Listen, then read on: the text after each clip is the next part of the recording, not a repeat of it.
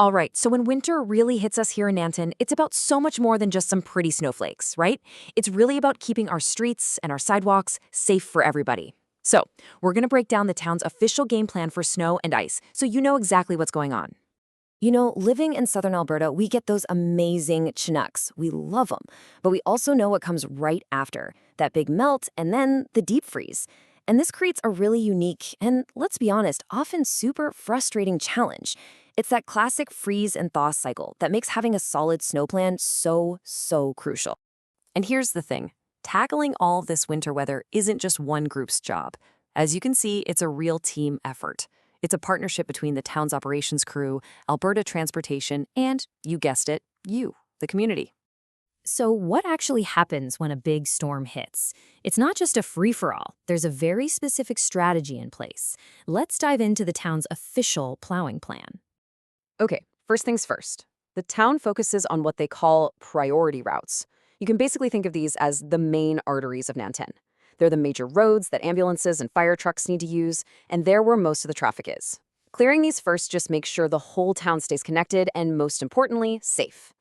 So when do the plows actually roll out on these priority routes? Well, the general rule of thumb is when we get about 12 centimeters of snow. That's roughly 5 inches. This is kind of the magic number that triggers a full-scale plowing operation to get started. But, and this is a big but, that 12-centimeter rule isn't totally set in stone. Public safety is always priority number one. So if we get some serious drifting or conditions get super icy and dangerous, even with less snow on the ground, the crews are going to be out there sanding or plowing. Now, this is a really key thing to understand. The town of Nanton's operations department, they handle all the local town roads. But those major highways that run through our area, Highway 2 and 533, that's actually the responsibility of a provincial contractor, Volker Stiven. So it's really helpful to know who takes care of which road. Okay, so since this whole thing is a partnership, let's flip the script and talk about your part. Here's how you can actually make a huge difference in keeping your community safe and moving this winter. All right, if there is one number for every property owner to remember, this is it: 24 hours. That's how much time you have to clear the snow and ice from the public sidewalk right next to your property after it snows. And just so you know, this isn't just a friendly suggestion, it's actually part of the town's traffic bylaw. This simple rule is all about making sure our sidewalks are safe for everyone. Pedestrians, kids walking to school, you name it. Now, beyond your sidewalk, there are 4 really simple things you can do that are a massive help. Number 1, if you've got a driveway, please park your car there instead of on the street. It gives the plows a nice, clear path. 2 and 3 are all about safety. Stay well back from the plows and just don't try to pass them. The drivers really can't see everything around them. And number 4, this is the one that really builds our community. Be a snow angel. If you're able to, lend a hand to a neighbor who might have a tough time clearing their own walk.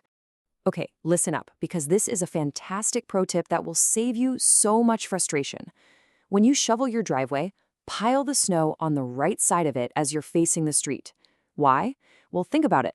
The plow pushes snow to its right, so it'll actually carry your pile away instead of pushing it right back into the entrance of your freshly cleared driveway. It's a game changer.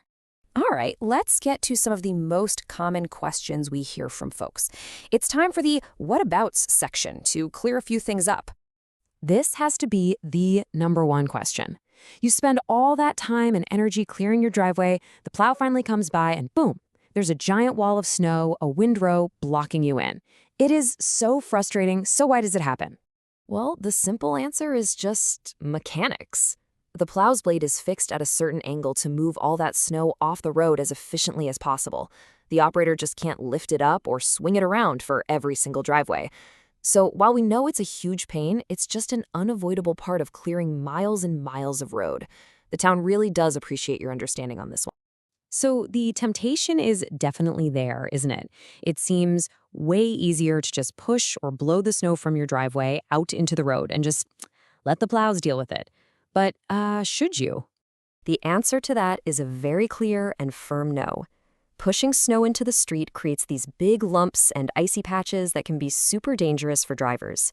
Plus, it's against the bylaw and it could lead to enforcement action. It's just way safer for everyone if you pile it on your own property. Another great question, especially for those of us with garages in the back. What's the official policy when it comes to clearing snow from Nanton's laneways? Okay, so the policy is pretty specific. Laneways that are used for garbage and recycling pickup, yes, those will be cleared to make sure those services can keep running. But other residential laneways, they're not part of the regular routes and will only get plowed in special situations, like if there's severe drifting. So here's a little pro tip. If a huge storm is in the forecast, you might want to move your vehicles to the front street for a bit. So let's say you've got an issue and you need to report it. Let's make sure you know exactly who to call to get the fastest possible response, because getting to the right person directly is absolutely key. But before we get to the phone numbers, this is critical. I know it's tempting to post a concern on Facebook, but the town's social media pages are not monitored 24/7 for service requests. For a quick response, especially during a storm, you have to use the official channels. And here's your cheat sheet. For any urgent issue on a town road, like a really dangerous icy spot, you call town operations. For any problems on Highway 2 or 533, that's Volker Steven's number. And if you see a sidewalk that hasn't been cleared within that 24-hour window, the right people to call are municipal enforcement. So, at the end of the day, it all comes down to that partnership. It's about the town doing its part with a smart, efficient plan, and all of us doing our part by being informed, being patient, and helping each other out. So the real question is, are you ready to be a great neighbor this winter?